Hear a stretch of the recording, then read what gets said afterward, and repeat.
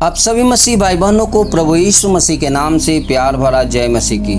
दोस्तों वेलकम करते हैं, स्वागत करते हैं आज के इस नए वीडियो में। तो प्रियो, आज मैं आप सबके बीच में पाप के विषय में बाइबल के कुछ महत्वपूर्ण वचन को लेके आया हूँ, जिसे आप निरंतर लगातार आप पढ़ते हैं और प्रार्थना में शामिल करते हैं। तो दोस्तों, मैं पूरे विश्वास के साथ कहता हूं कि आप पाप से बच पाएंगे और आपको ये पाप से बचने के लिए ये जो बाइबल के वचन हैं आपको सहायता करेंगे और मदद करेंगे और आप पाप में नहीं गिर पाएंगे। और दोस्तों, आप आज के वचन से ये भी जान पाएंगे और समझ पाएंगे कि आखिर पाप है क्या, कौन कौन से ऐसे काम करते हैं जो पाप कहा जाता है। तो दोस्तों, आप मेरे साथ वीडियो में बने रहें और वीडियो लास्ट तक देखें ताकि आज के वचन के द्वारा आप आशीषमय हो सके। तो दोस्तों, वीडियो को लाइक करें, चैनल पे नए हैं चैनल को सब्सक्राइब करके बेल आइकन ऑल को जरूर दबा दें और दोस्तों वीडियो को शेयर अवश्य करें। दोस्तों, जो भी नए वीडियो डालूं आप तक आसानी से पहुंच सके। तो चलिए दोस्तों, हम वीडियो को शुरू करते हैं। तो जैसा कि दोस्तों मैंने शुरुआत में ही आपको बताया कि आज मैं ऐसे वचन आप सबके बीच में देने वाला हूं जो पाप के विषय में आपको बताएंगे कि हम लोग क्या हैं, हम लोग कौन ऐसे काम करते हैं जो पाप में गिना जाता है। तो चलिए दोस्तों, हम बाइबल के वचन को देखते हैं। तो रोमियो 3:23 कहता है, क्योंकि सबने पाप किया है और परमेश्वर की महिमा से रहित है। दोस्तों, वचन साफ साफ बताती है कि हर एक इंसान, हर एक मानव है जो पाप है, पाप किया है। दोस्तों, कोई ऐसा मनुष्य नहीं कर सकता है कि हम में पाप नहीं है, हम पाप गलती नहीं करते हैं। जैसा कि वचन साफ कहता है कि सबने पाप किया है और परमेश्वर की महिमा से रहित है। आज दोस्तों, हम लोग इतना है जे पुकार रहे हैं, इतना परमेश्वर से बातें करना चाहते हैं, लेकिन हमारी आवाज़ों को परमेश्वर क्यों नहीं सुनता है? क्योंकि हम सब उनकी महिमा से दूर हो चुके हैं। जब हमारे अंदर पाप रहता है तो हम परमेश्वर की महिमा से दूर हैं। तो दोस्तों, पहला यूहन्ना 1:8 कहता है कि यदि हम कहें कि हम पाप रहित हैं तो अपने आप को धोखा देते हैं और हम में सत्य नहीं। तो दोस्तों, दूसरे जो वचन है वो साफ साफ बताती है कि अगर कोई व्यक्ति अपने आप को कहता है कि हमारे अंदर कोई गलती नहीं है, कोई पाप नहीं है, हम पाप से बचे हुए हैं, तो दोस्तों वचन साफ साफ कहता है कि वो अपने आप को धोखा देता है। क्योंकि प्रियो, जब आप अपने आप को कहते हो कि हमारे अंदर पाप नहीं है तो अपने आप को परमेश्वर के तुल्य ठहराते हो, प्रभु के तुल्य ठहराते हो। और मानव जाति कोई ऐसा है जो परमेश्वर के तुल्य नहीं है, उनके समान नहीं है, क्योंकि बाइबल वचन साफ कहता है कि सबने पाप किया और परमेश्वर की महिमा से दूर हुआ है। और दोस्तों, अंत में कहता है कि हम में सत्य नहीं। अगर ऐसी बातों को हम कहते हैं कि हमने पाप नहीं किया है और हम अपने आप को धोखा भी दे रहे हैं और हमारे अंदर सत्य की आत्मा नहीं है, हमारे अंदर सच्चाई नहीं है, इसीलिए हम झूठ इस बातों को बोल रहे हैं। याकूब 4:17 कहता है, यदि कोई यह जानता है कि उसे क्या अच्छा करना चाहिए और वह नहीं करता तो उसके लिए पाप है। जी हाँ दोस्तों, वचन यहाँ साफ साफ बताती है कि आप जानते हैं कि कौन काम करेंगे वो अच्छा है और कौन काम करेंगे वो बुरा है। और जो काम आप जान रहे हैं कि ये कामों को हमें करेंगे तो हमें परमेश्वर इससे प्रसन्न होते हैं और परमेश्वर इस कामों को करने के लिए हमें इजाज़त देते हैं, और उस कामों को आप अगर नहीं कर रहे हैं तो वो है जो पाप है, वो है जो बुराई है, वो पाप कहता है। वचन कहता है कि वो पाप है उसके लिए। रोमियो 6:23 कहता है, प्रियो, क्योंकि पाप की मजदूरी तो मृत्यु है, परंतु परमेश्वर का वरदान हमारे प्रभु यीशु मसीह में अनंत जीवन है। तो दोस्तों, यहाँ वचन साफ साफ कहता है कि अगर आप पाप करते हो तो उसका मजदूरी मृत्यु है।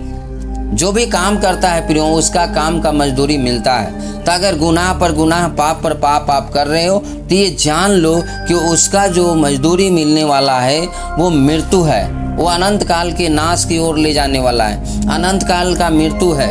परंतु जो परमेश्वर का वरदान है, जो प्रभु यीशु मसीह में अनंत जीवन है। तो दोस्तों, परमेश्वर का वचन साफ साफ यूहन्ना 3:16 कहता है कि परमेश्वर ने जगत से ऐसा प्रेम रखा कि उसने अपने इकलौता पुत्र को दे दिया, ताकि जो कोई इस पे विश्वास करे वो नाश न हो परंतु अनंत जीवन को पाए। तो दोस्तों, यीशु मसीह में अनंत जीवन है, और अगर पाप में पड़े हुए हैं, पाप में हमेशा है जे अपने जीवन को व्यतीत कर रहे हैं, तो उसका मजदूरी है जे मृत्यु है। तो हम आपको निर्णय लेना है कि हम कौन से मजदूरी लेना चाहते हैं। क्या हम अनंत काल के मृत्यु की ओर जाना चाहते हैं या अनंत काल के जीवन की ओर जाना चाहते हैं। जो अनंत काल का जीवन यीशु मसीह में है, और अनंत काल का मृत्यु वो पाप में है, वो गुनाह में है, वो बुराई में है।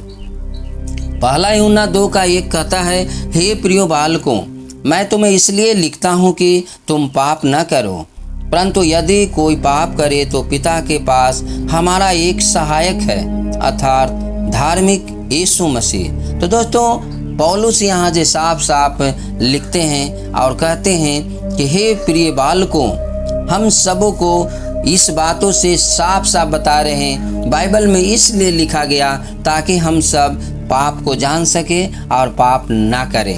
हम लोग पाप के बारे में हम लोगों को जानकारी हो सके ताकि हम पाप में न फंसें। और आगे कहते हैं कि यदि कोई पाप करे तो पिता के पास हमारा एक सहायक है। और दोस्तों, हम सब पापी हैं, हम सब गुनहगार हैं, लेकिन हमारे और आपको छुड़ाने के लिए, हमारे और आपको सहायता करने के लिए, मदद करने के लिए पिता के पास एक सहायक है, और वो सहायक है यीशु मसीह, जो धर्मी है, जो पवित्र है। और वो जब हम उस पर विश्वास करते हैं, जब उसके चलाए चलते हैं, उसकी आज्ञा में चलते हैं, तो हमें भी अपने वचन से धर्मी ठहराता है, अपने वचन से हमारे और आपको गुनाहों और पापों को क्षमा करता है।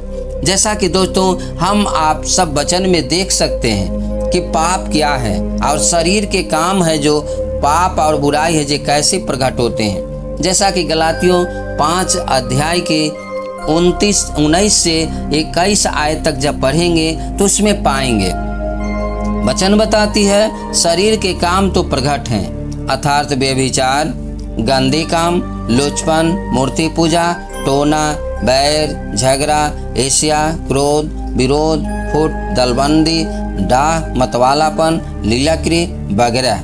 मैं तुम्हें पहले भी कह चुका हूँ, जैसा कह चुका हूँ कि ऐसे काम करने वाले परमेश्वर के राज्य के वारिस न होंगे। तो प्रिय दोस्तों, हम आप यहाँ साफ साफ देखते हैं कि पाप क्या है, बुराई क्या है।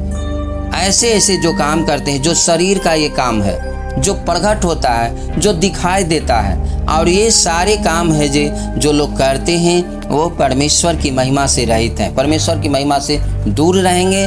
और ये जो काम करेंगे वो है कभी भी परमेश्वर के राज्य के वारिस नहीं होंगे। ऐसा साफ साफ वचन बताती है प्रियो कि ये जो काम करेंगे वो परमेश्वर के राज्य के वारिस न होंगे। तो दोस्तों, क्या आप चाहते हैं कि हम परमेश्वर के राज्य में ना पहुँचे? नहीं दोस्तों, ऐसा कोई व्यक्ति, कोई मनुष्य नहीं चाहेगा कि हम परमेश्वर के समीप न जाएं। तो दोस्तों, अगर आप परमेश्वर के राज्य के लिए वारिस होना चाहते हैं, परमेश्वर के समीप आना चाहते हैं, तो दोस्तों इन सारे कामों को आपको छोड़ना होगा। और ये सारे काम अपने आप से नहीं छोड़ सकते हैं। जब तक आपके पास वो पिता जो सहायक हम सबको दिया है, जो पवित्र आत्मा प्रभु यीशु मसीह, जब तक वो आपके और हमारे अंदर नहीं आएंगे तब तक ये कामों को नहीं छोड़ सकते हैं। जैसा कि दोस्तों नीति वचन 14:21 कहता है, जो अपने पड़ोसी को तुच्छ जानता वह पाप करता है, परंतु जो दरिद्र पर अनुग्रह करता वह धन्य है। तो दोस्तों, अपने पड़ोसी को कभी तुच्छ न समझें। हो सकता है कि पड़ोसी आपके गरीब हों, लाचार हों, उनके पास धन और दौलत ना हो, घटी कमी उनके पास हो, लेकिन प्रियो आप उनको कभी भी तुच्छ न समझें। और अगर ऐसा आप समझते हो तो ये पाप है, ये गुनाह है। बाइबल वचन कहता है, परंतु जो दरिद्र पर अनुग्रह करता है वह धन्य है। तो दोस्तों, उनके ऊपर अनुग्रह करें, उनके ऊपर दया करें, हो सके तो उनको आप सहायता करें, मदद करें, ताकि परमेश्वर का वचन आपके लिए धन्य कहे। परमेश्वर का वचन वैसे लोगों के लिए धन्य कहता है जो दरिद्र पर अनुग्रह करता है। इफिसियों 4:26 और 27 आयत कहता है, क्रोध तो करो पर पाप मत करो, सूर्यास्त होने तक तुम्हारा क्रोध न रहे और न शैतान को अवसर दो। तो दोस्तों मनुष्य हैं, मनुष्य के अंदर क्रोध गुस्सा आते हैं, लेकिन बाइबल वचन साफ साफ कहता है कि क्रोध आए गुस्सा आए लेकिन पाप न करो। बहुत से ऐसे भाई और बहन हैं कि क्रोध और गुस्सा में आके तत्काल ऐसे कदम को उठा लेते हैं जो पाप हो जाता है, पाप और गुनाह में पड़ जाते हैं, और वो ऐसा पाप और गुनाह में पड़ जाते हैं कि बाद में उन्हें पछतावा होता है। इसलिए दोस्तों वचन भी साफ साफ कहता है कि क्रोध तो करो पर पाप मत करो, और ऐसा क्रोध आपको रहे कि सूर्य अस्त होने तक आपका क्रोध न रहे। उस क्रोध को आप दूर करें, उन्हें क्षमा कर दें, उन्हें माफ़ कर दें, उस बातों को भुला दें। और जब ऐसा करते हैं तो आप परमेश्वर के आप उपस्थिति में चल रहे हैं, उनके प्रेम में चल रहे हैं, उनके वचन में चल रहे हैं। और दोस्तों अगर ऐसा नहीं कर रहे हैं तो शैतान को आप अवसर दे रहे हैं, क्योंकि शैतान यही ताक में रहता है कि आपको क्रोध दिला करके आपके अंदर नाना प्रकार की बातों दे करके और आपको पाप और गुनाह में गिरा दे। तो दोस्तों ये जो वचन मैं आप सबों को बीच में दिया हूँ, इन वचनों को अगर आप कंटिन्यू लगातार आप पढ़ते हैं और प्रार्थना में शामिल करते हैं तो दोस्तों मैं पूरे विश्वास के साथ कहता हूँ कि आप पाप से बच पाएंगे। और आप इस वचन में ये भी देखें कि पाप क्या है, पाप कौन ऐसे कामों को करते हैं तो वो पाप में हम फंस जाते हैं, और पाप का मजदूरी भी मृत्यु है। ऐसा हम लोग रोमियो 6:23 में हम लोगों ने देखा कि पाप की मजदूरी है जो मृत्यु है, और प्रभु परमेश्वर का जो वरदान है वो हमारे प्रभु यीशु मसीह में अनंत जीवन है। तो दोस्तों चुनाव आप सबका है, हम सब का चुनाव है कि हम कौन से मजदूरी को चुनते हैं। क्या अनंत काल के नाश की ओर जाना चाहते हैं या अनंत काल के जीवन को पाना चाहते हैं, क्योंकि चुनाव करने का समय हम आपके बीच में है। तो दोस्तों मैं आशा करता हूँ और विश्वास करता हूँ कि आज प्रभु के वचन से, परमेश्वर के वचन से आपने आशीष पा लिया है। दोस्तों अगर आशीष पाए हैं तो कमेंट बॉक्स में आमीन ज़रूर लिखें, और जो भी आपका सुझाव है वो आप कमेंट बॉक्स में अपना सुझाव दे सकते हैं। तो दोस्तों अगर अब तक आपने वीडियो लाइक नहीं किया है लाइक कर दें, चैनल पे नए हैं चैनल सब्सक्राइब करके बेल आइकन ऑल को जरूर दबा दें, और इस वीडियो को शेयर अवश्य करें ताकि अन्य जो मसीह भाई बहन हैं वो भी इस वचन के द्वारा आशीष को पा सकें। तो दोस्तों मिलते हैं अगले वीडियो में, तब तक आप सबको जय मसीह की। God bless you.